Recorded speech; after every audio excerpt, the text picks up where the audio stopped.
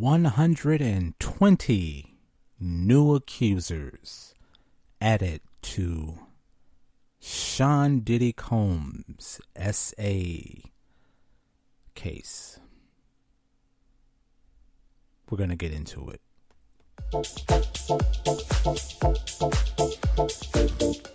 Ooh, you are listening to the Billy Flint Experience. Thank you so much for joining me here tonight. I was going to say today, but it is nighttime here. Coming to the Billy Flint Experience, and I am your host, Billy Flint, and you're coming here live from Germany. Thank you so much for tuning in. Yes. This is getting, I don't know, this is getting pretty wild. I would almost say that this is getting actually ridiculous. As of today, the reports come out that there has been 120 new accusers. 120 new accusers added to Sean Diddy Combs SA case that is actually underway, getting ready. I don't know, I guess they're getting everything set up for the trial. I don't know. It just seems as though there's a lot of stuff that is really getting weird. It's really getting, actually it's getting convoluted, because it's like for the past week there's been a mass load of like old photographs, video photographs of these so-called parties, these Diddy's parties, his infamous parties that has been going on for years, for decades even. And I don't know, as I come across social media and so many people are sharing them, it seems like every day, all day, that's all I see on my timeline. And it really got me to thinking. And we're going to dive a little deeper tonight. And of course, this is just my unpopular opinion.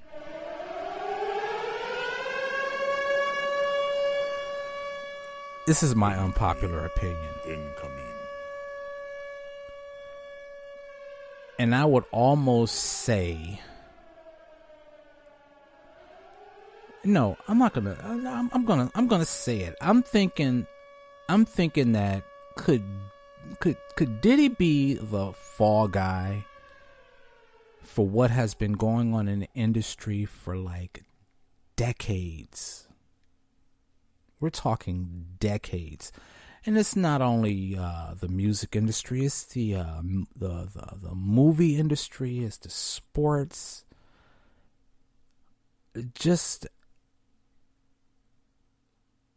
It seems like it's been going on for decades, and I guess I have to throw in Bill Cosby. Like Bill Cosby was the fall guy for Hugh Hefner. During that time in the 70s, of course, 60s, late 60s, early 70s, Hugh Hefner took on this empire of coolness, of being like the ultimate bachelor, having money, having this suave lifestyle of being a single guy, and of course having the beautiful women all around him, and then all the movie stars and all the sports figures and the people in the music business. They wanted to be around him. They wanted to be like him. but it most importantly wanted to be around him. And what they did to Bill Cosby was only a reflection from what was going on inside of Hugh Hefner's mansion at the Playboy Mansion. But no one wants to talk about that. No one seems to remember that. No one was even questioning that. It was all Bill Cosby and what he's done to, I don't know, however many 70, 80 women throughout 20, 25, 30 years or so. And they all came out, and it all happened right at a time where it seems as though Hollywood was on its last leg. The industry was on its last leg. They weren't making the money that they were making. The movies that they were producing wasn't making a return on their investments. And the party was over. So it seems as though they were trying to cover up a lot of their deeds, their dirty deeds, their secret hidden debauchery, shenanigans. And all of a sudden, Bill Cosby was, along with, what is that guy name? Not Jeffrey Epstein, but he was one of them, but not Jeffrey Epstein. The guy who was the owner of Miramax, Weinstein. And of course, they had to throw him in there just to, to cool off the fire. But Bill Cosby was the infamous cherry on the top of the cake. He was the let's throw his black ass up there and make him the scapegoat, make him the fall guy. It was his fault. He was the one behind all of the SA accusations and the shrugs but anyone who has done any type of research behind Hugh Hefner's and his empire would know that this was going on way before Bill Cosby was on the scene at his parties. So this is what got me to thinking that possibly, again, this is my own unpopular opinion, that Sean Combs Diddy is becoming, he's the new fall guy for industry that is dying, which is the music industry. So what do they need to do? They need to cover up all of their debauchery. So they throw his black ass up on the cutting blocks. And everyone is focused on him. But we're going to get more deep into this. But I had a chance to listen to the lawyer, the prosecutor, one of the prosecutors.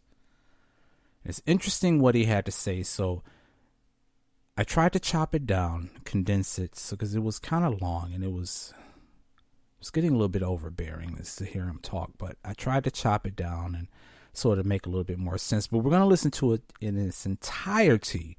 But at the end is something that he said that clicked. As many of you know, our law firm has been at the forefront of some of the most important litigation in the United States. We like the tough cases. We thrive in the complicated cases. We've handled over the last 25 years some very big and very important cases. I believe that this one may surpass them all. There are many facets to this. The conduct we will describe today occurred over more than 20 years. There are many people and many entities involved. And we're going to follow this evidence wherever it takes us. We will find the silent accomplices. We will expose the enablers who enabled this conduct behind closed doors. We will pursue this matter no matter who the evidence implicates. These brave victims who have stepped forward deserve nothing less. The biggest secret in the entertainment industry that really wasn't a secret at all has finally been revealed to the world. The wall of silence has now been broken, and victims are coming forward. Our team has had at this point more than 3,285 individuals contact us with people claiming to have been victimized by Sean Combs. After vetting, we now represent 120 individuals who intend to bring civil claims in civil court against Sean Diddy Combs, as well as claims against many other individuals and entities that we will name as defendants as we file these individual cases.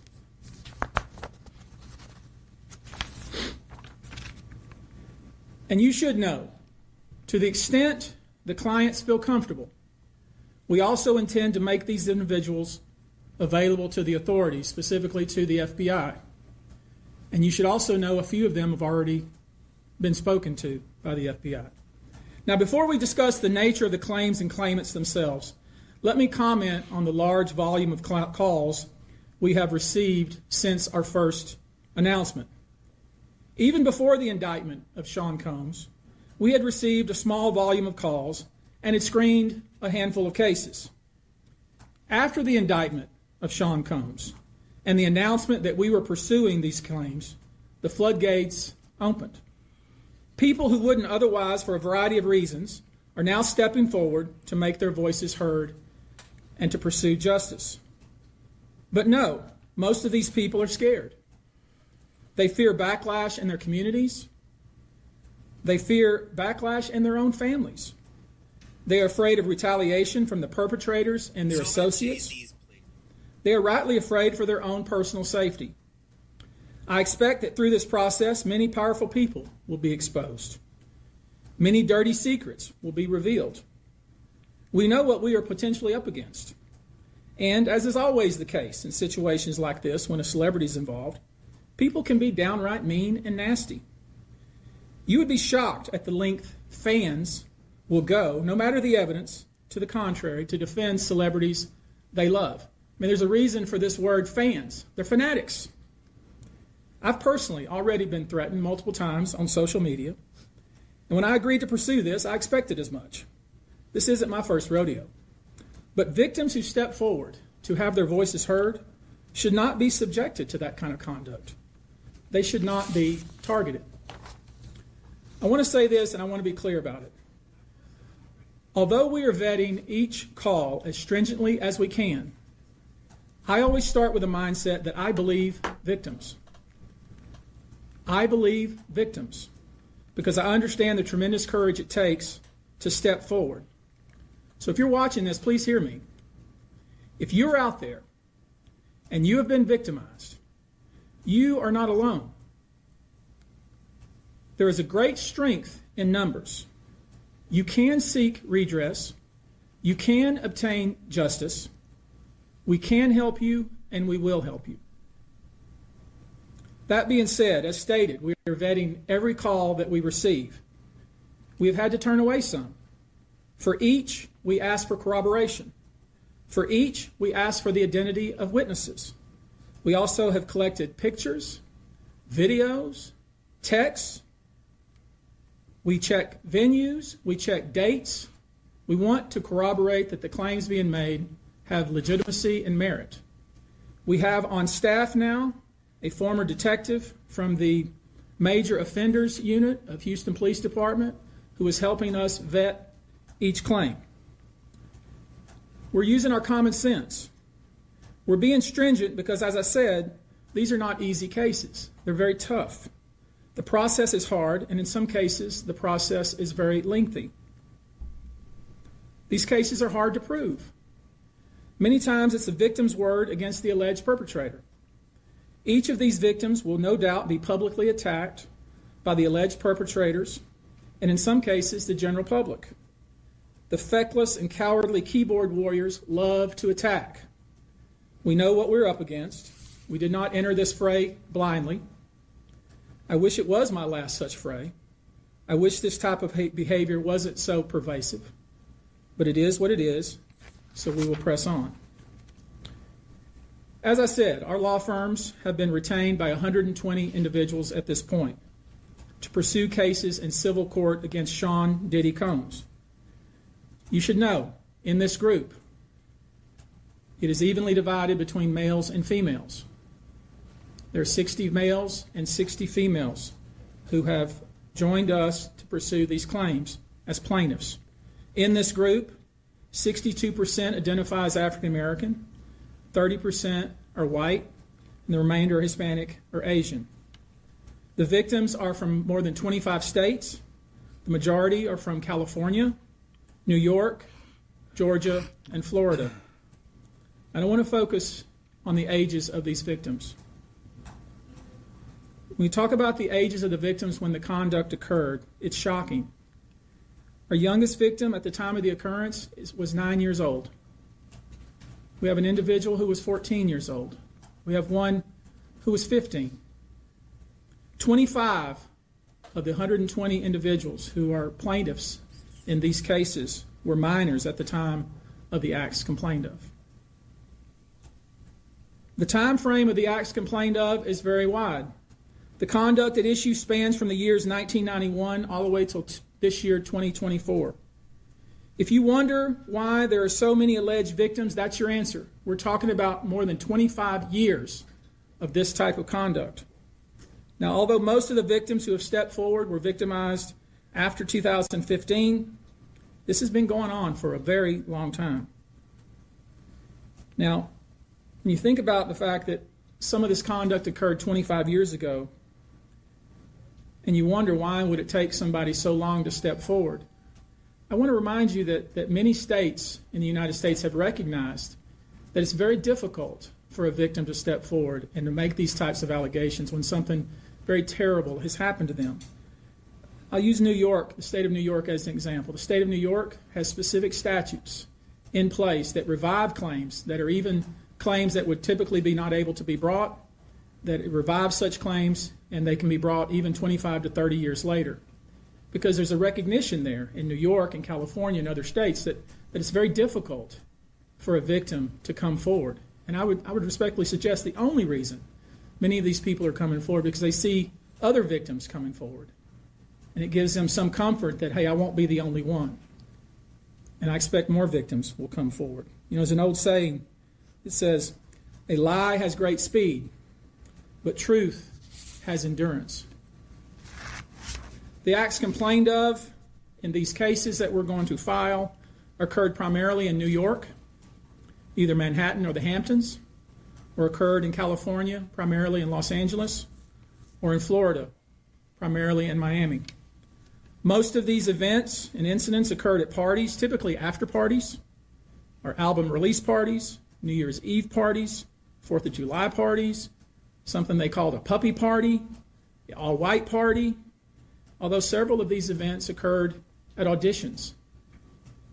Many times, especially young people wanting to break into the industry, were coerced into this type of conduct in the promise of being made a star or in the promise of having Sean Combs listen to their tape or even let them read for Sean Combs.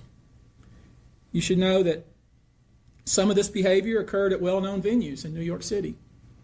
Some of this behavior occurred at private residences of people that we all know. Some of this behavior occurred at hotels that we're all familiar with. You should know that more than 55% of the victims filed reported this conduct to either the authorities, that is the police, or to hospitals. We're in the process of collecting with our team assistants, medical records, reports that were made to the authorities, and I've already said that some of the individuals in this group did in fact talk to the FBI. You should know that several of the individuals, and when I say several, I mean many, who did in fact seek medical treatment were drug tested, and drugs were found in their system, weird drugs that you probably never heard of. One in particular that continues to pop up is a drug called xylazine, or trank, which, based on our research, is known as a horse tranquilizer. Now, there's been a lot of reports that we're filing a class action. This is not a class action. Class action is when one or two people file a case on behalf of a group of people. That's not this. These cases will be individual cases. Each case will live and die on its own merit. These cases will be filed individually, one plaintiff against whoever the defendants were involved in the case. Each case may be filed in one venue like California. Another case may be filed in New York. One case may sue just Sean Combs, but multiple other people. One case may sue a range of people. I would expect most, though, to be filed, as I said, thinking or hoping or perhaps believing that I may start naming names. Well, that day will come, but it won't be today. The day will come when we will name names other than Sean Combs, and there's a lot of names. It's a long list already. And, of course, I already know who some of these individuals are, but because of the nature of this case, we're going to make damn sure that we're right before we do that. But the names that we're going to name, assuming that our investigators confirm and corroborate what we've been told, are names that will shock you. These are individual cases. There are indeed other perpetrators involved. They will be revealed when that particular individual case is ready to be filed. They already know who they are. And I'm talking here about not just the cowardly but complicit bystanders. That is, those people that we know watched this behavior occur and did nothing. And I'm talking about the people that participated, encouraged it, egged it on. They know who they are. I call them the facilitators of foul play, willing participants in vile conduct. As we identify them, each will be part of this case as defendants. These defendants will not only include individuals, but would also include corporate entities who ultimately profited off of this culture and behavior. I'm looking at banks, pharmaceutical companies, hotels. We know that many of these individuals were paid cash. We know that many of these individuals involved, whether they were the ones being assaulted and abused or they're witnessing other people being assaulted and abused and then paid and threatened and told to leave. Typically paid 10 grand in cash and told to leave. And then threatened as they were leaving.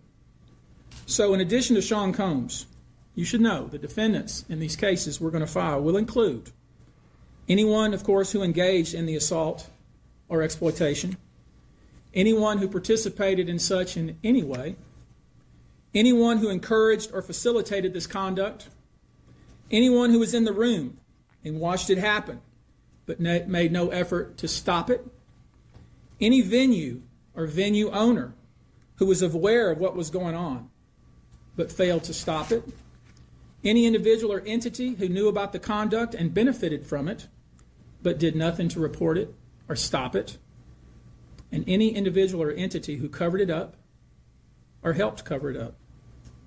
These people who know who they are should just come forward now.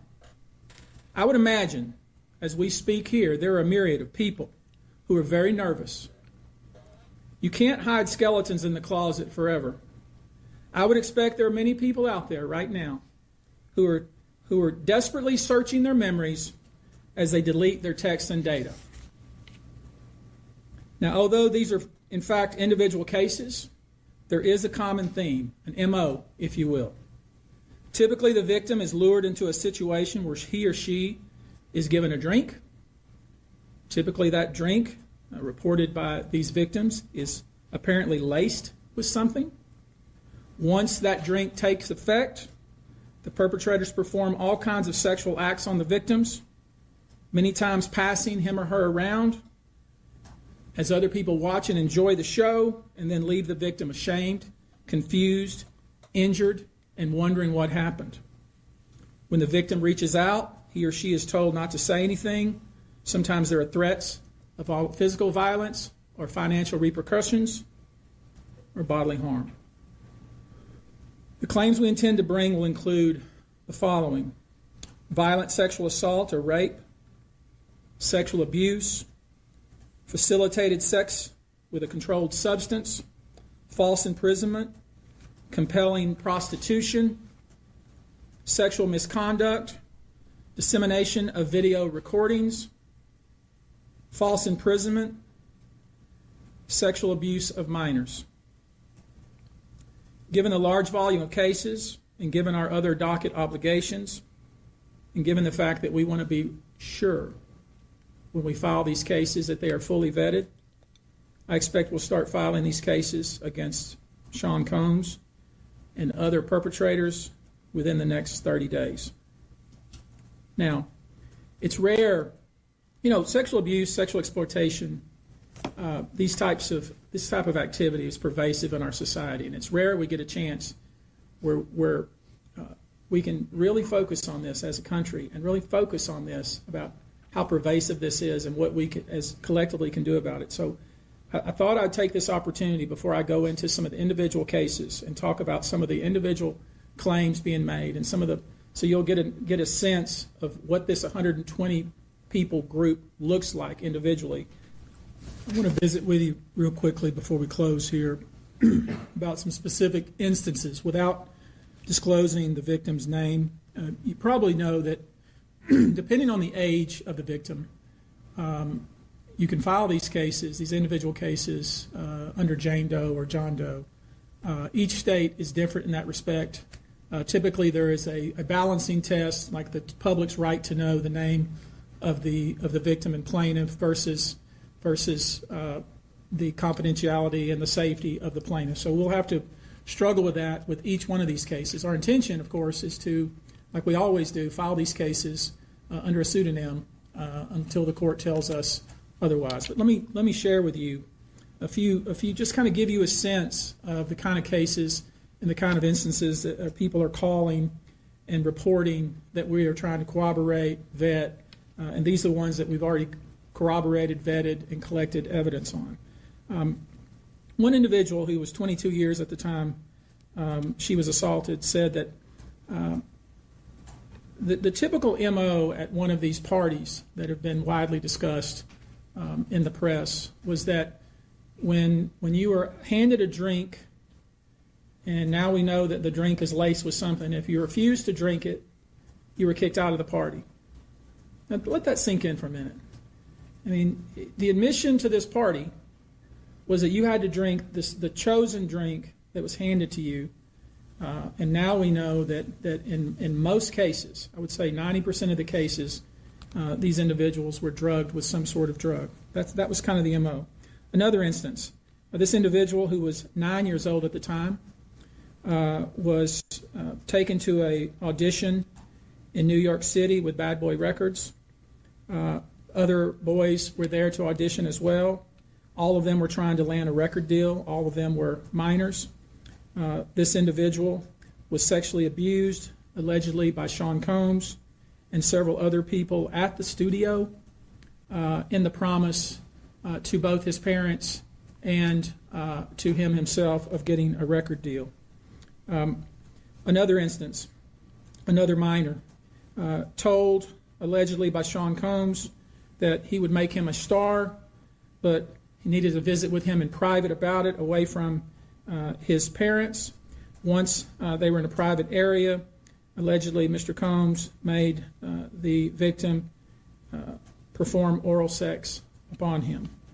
Another incident, an individual 15 years old at the time, flown to New York City to attend a party, was drugged, and then taken into a private room, allegedly in the presence of Mr. Combs, where this female individual, minor, was raped, and then other individuals took turns raping her. Another individual, 26 at the time of the occurrence, was picked up allegedly by Mr. Combs and several other people in a black SUV from the airport, was given one drink in the SUV, and then literally woke up the next day not knowing what had happened, but with pain and damage to both her vagina and her anus, where she then went to the hospital. She was missing her underwear and her shoes. Another instance, an individual, this time not a minor, attended a group dinner allegedly with Sean Combs in Miami. She wasn't drinking because she was pregnant, but whatever she drank at the table, apparently, at least according to her, was laced with something. She blacked out, and she woke up in the same bed, again, allegedly, with Mr. Combs in his mansion in Miami. Her vagina and her anus were torn and sore. And I could go on. I mean, literally, you're sensing a theme here. It's the same theme, and it all involves some sort of drug. One instance, an individual who was 20 years old at the time was asked to attend, just saw her on the street, asked to attend a party in a hotel. She was flattered, went to the party, was given one drink and doesn't remember anything else.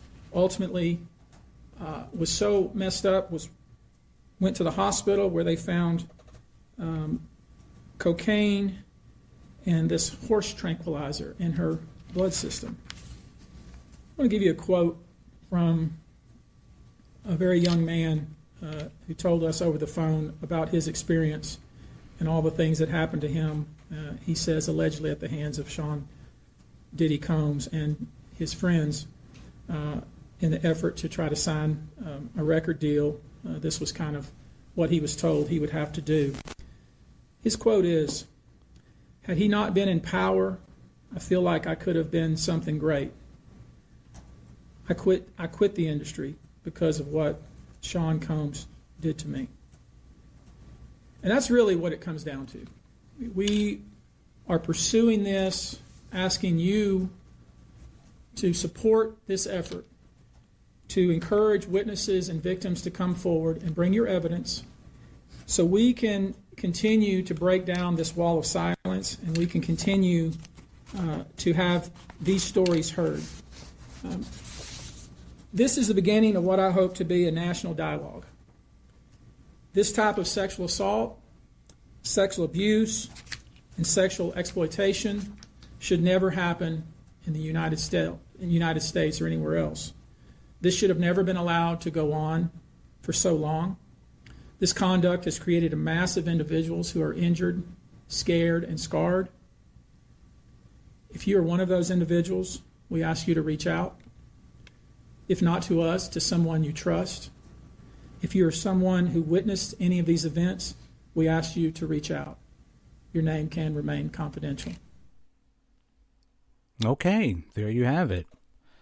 And as I said, as you pay attention to the very last, 30 seconds of what he was saying at this press conference, he was saying that that what they're trying to do is put an end to all of these SA activities that has been going on for so long, for decades.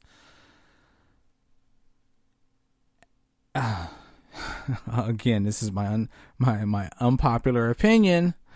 Where was this energy when Corey Feldman, which was a child star, was saying this very thing some 20 years ago, 25 years ago, actually probably longer than that he was speaking about this? No one paid attention. No one listened. They just pretty much pushed him to the side and blamed it on the fact that he was an angry, washed up child star. And he was saying this very same thing some 20 years ago. I have a clip. Listen to this. I can name 6 names. One of them who is still very powerful today. I propose to do this by making a film that'll be the most honest and true depiction of child abuse ever portrayed, by telling my own story in a very real way.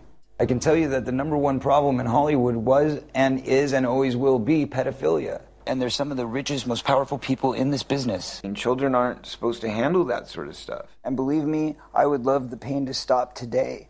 This is about creating a cycle of awareness. This is about opening people's eyes and minds to the fact that this is a real problem, that it really exists. Unfortunately, I have tried time and time again through the years to get this story out, to get the points across, to get the names out. I told in 1993, I told the Santa Barbara Police Department, when they came to interrogate me about Michael Jackson, trying to convince me literally that my friend was a pedophile. And I told them, no, he's not. I said, in fact, if you want to know what a pedophile is like, I can tell you very specifically because I've been molested. And they said, oh, really? By who? I said, well, I can give you the names. Here they are. And they said, okay, well, unfortunately, that's not our area. Let me tell you something. When you're a kid, when you're an 18, 19, 20-year-old kid, you try telling the police, which is a very big thing to do, and especially when it wasn't even my situation. I was just answering for a friend. Mm-hmm. So the fact that I found the courage to even throw it in there and hopefully get some support, and then they were like, sorry, they just shut it down like it didn't matter. And this was when it was still within the statute of limitation. That's right. It was within my 10 years, because in California, we're only allowed 10 years to report these crimes. And if you're a kid, and this happens to you at 12, 13, 14 years old, that means you have until you're 22, 23. Well, how many people by 22, 23 are self-aware enough to know that they can come forward and they won't be scolded, they won't be shamed? A lot of them took a deal to keep their mouths shut. They took a deal to go along with these forward advances so that they could help their careers. How do I protect myself when they're going to spin it? They're going to call me a druggie. They're going to call me this. They're going to call me that. They're going to diminish my worth. And then they're going to come after me with the legal team. As he said, when he tried to speak up, and he was ready to name the very accusers or the very people that were behind that, the very individuals that caused him. I'm trying to skip over my words because this is YouTube and I don't want my podcast to be flagged, but he presented the people that were behind what they, the SA allegations towards him, and it was ignored. They kind of pushed it to the side. But there's one individual and it goes along with what Corey Feldman said. They were higher ups. They were the top tier owners and CEOs and studio heads. Number one person that no one seems to pay attention to, that many people even forgot. We're gonna need a drum roll for this. Roman Polanski. Yep, Roman Polanski. No one remembers this very nasty, disgusting individual. I tend to do a lot of research, and I pulled up an article about Roman Polanski because I remember what had took place. This took place back in 1977. So I'm going to read something to you right here. Okay, it says, a trial date has been set in a civil case alleging that Roman Polanski R-word a child in the 1970s, years before he was arrested for SA of a 13-year-old girl in a separate case.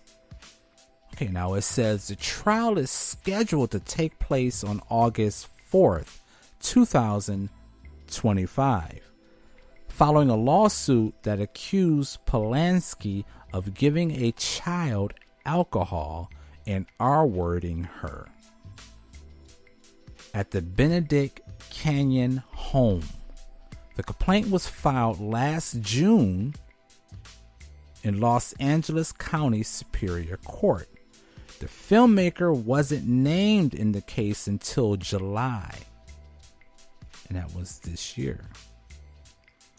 The plaintiff remains anonymous as Jane Doe. The suit was originally filed without the plaintiff's or defendant's name made public.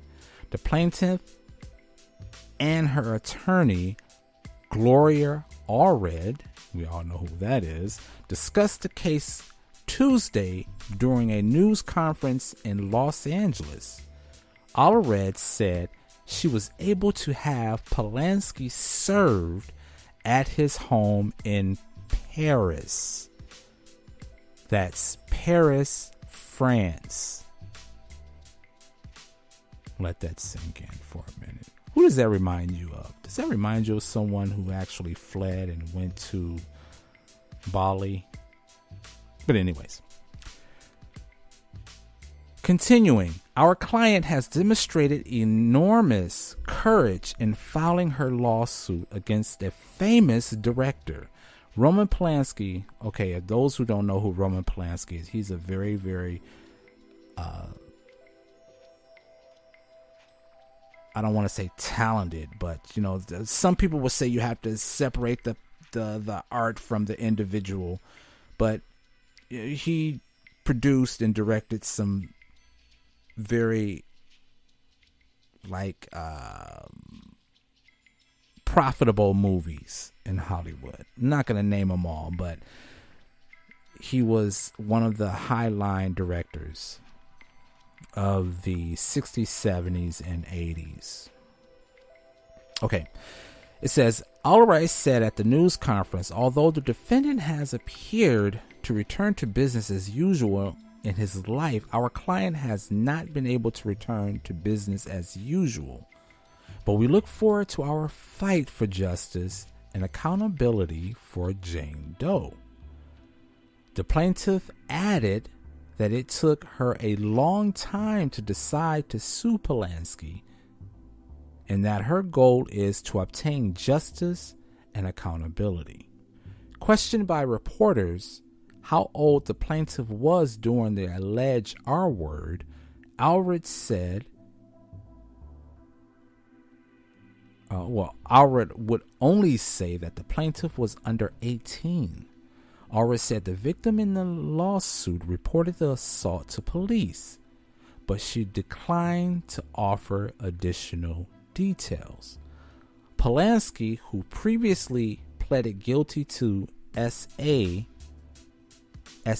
a minor in a separate case in 1977 before fleeing the United States, has denied the allegations and attempted to get the case dismissed. He strenuously denies the allegations, and the proper place to try the case is in court. Polanski's attorney Alexander Rufus Isaac told the Times. According to the complaint, Polanski invited the defendant to dinner after meeting her at a party in 1973. They dined at a restaurant on La Cienega Boulevard, where Polanski ordered the plaintiff tequila despite knowing she was a minor, the lawsuit alleges. After drinking the tequila, the plaintiff allegedly became dizzy and sick and told Polanski she wasn't feeling well. Polanski then drove the plaintiff back to his house and brought her into a bedroom where she passed out on his bed, the suit says. When the plaintiff woke up, Polanski was lying next to her and told her that he wanted to have sex with her. The complainant alleges Polanski proceeded to remove the plaintiff's clothes and R-word her after she said no, and please don't do this, causing her tremendous physical and emotional pain and suffering. The lawsuit continues. The plaintiff is seeking a jury trial and unspecified damages. Now get this.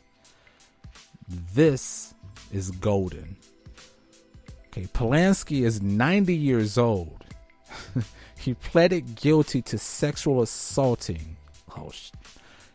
He pleaded guilty to SAing Samantha Geimer or Gailey, then age 13, in 1977 when he was 43, following allegations that he drugged and assaulted her at the home of actor Jack Nicholson. Yeah, actor Jack Nicholson.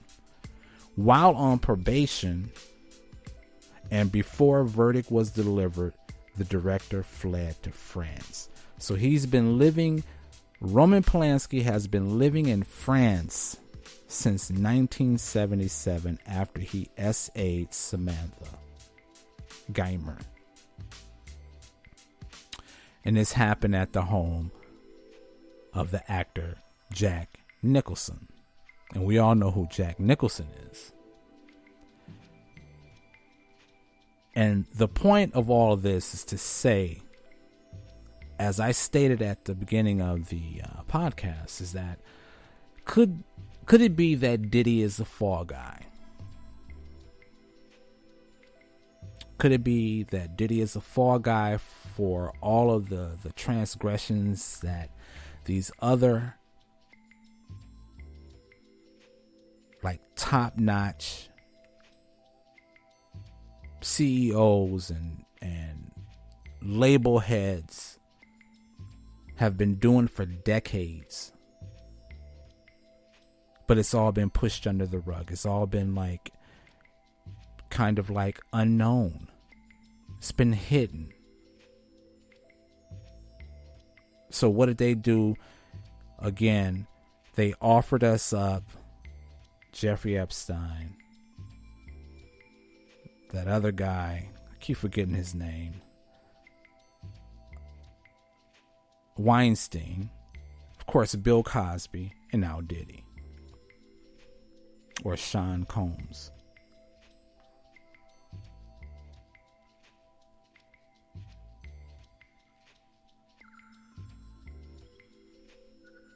It makes me think. But you know, as I further down this rabbit hole, it made me come across another individual. And of course, this comes across because of the fact that they're saying now that they're also connecting victims possibly over in the UK, as far as over in the UK. So they're investigating people that have also attended Diddy's parties. And possibly there are victims that have fallen to being SA'd. And everybody knows that the UK, they're at the top of the list when it comes to SAing children. They've got more people over there that have been a part of this behavior for decades also.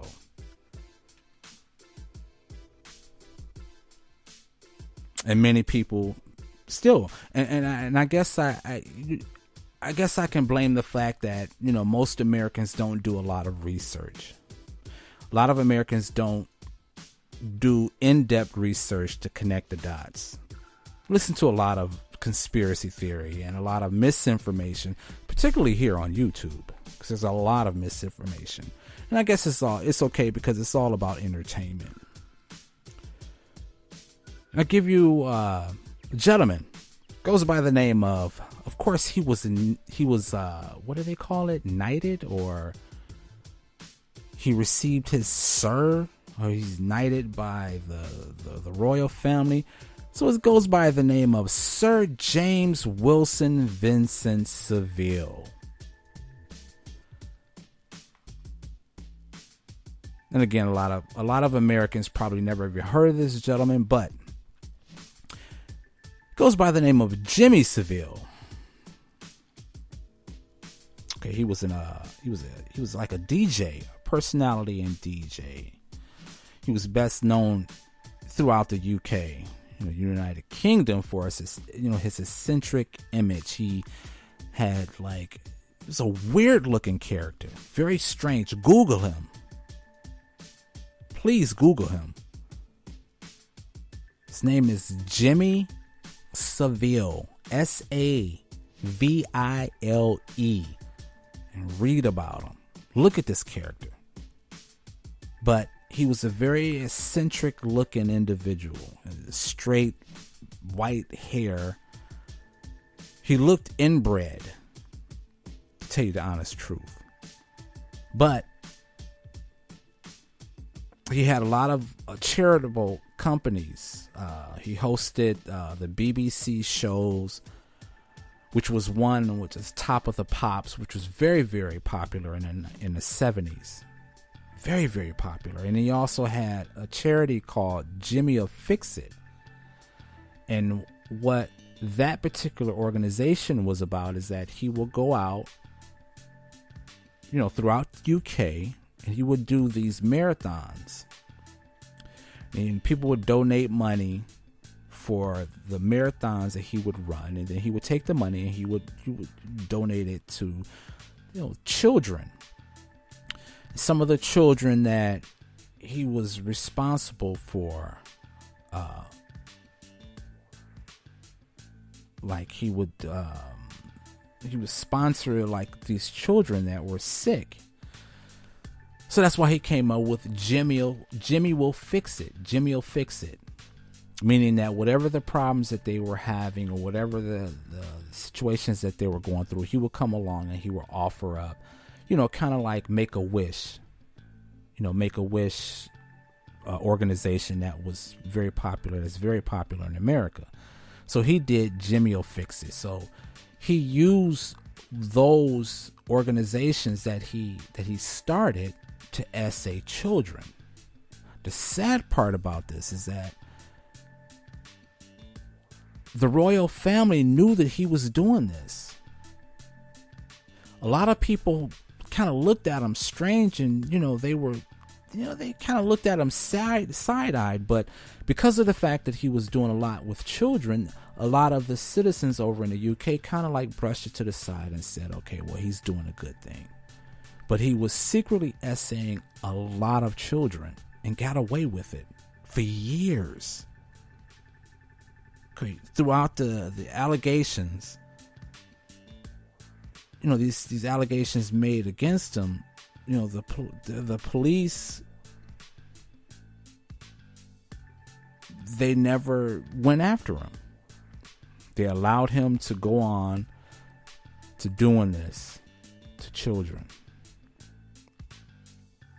Right up until the time he died, which was back in 2011.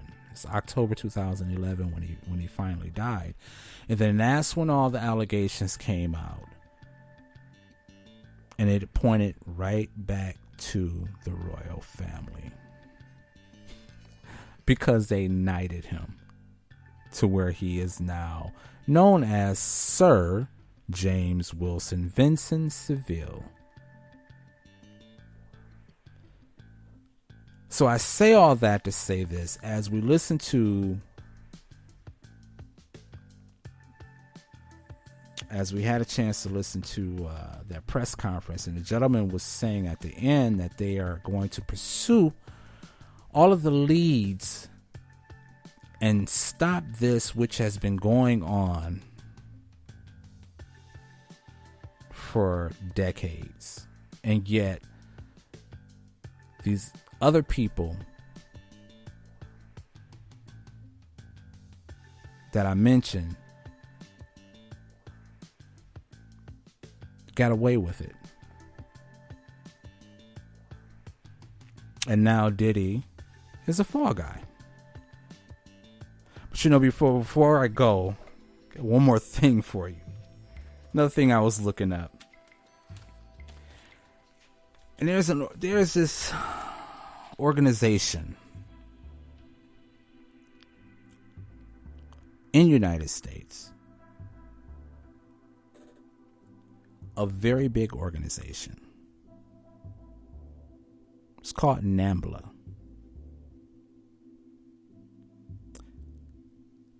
The acronyms of that is North American Man Boy Love Association. I'm going to leave it right there. If you need to Google it, please do. Please do. This is a national organization that has a website, members, and it's right in your face. But no one talks about that. No one says a word about that. But yet,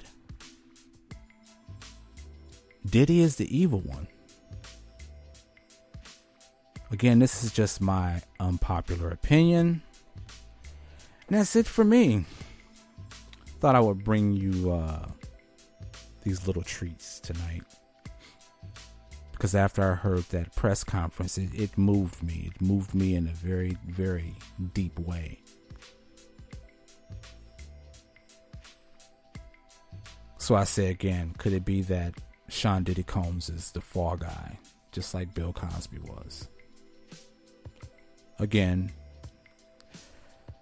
it's just my unpopular opinion. Thank you so much for listening.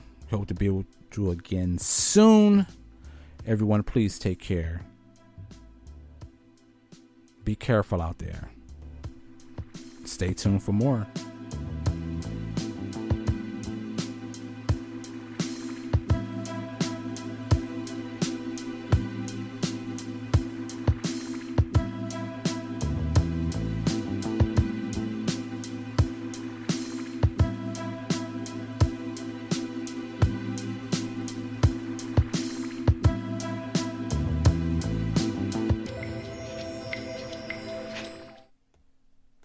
Go on, you've got another 5 seconds. Say something outrageous. You dirty bastard.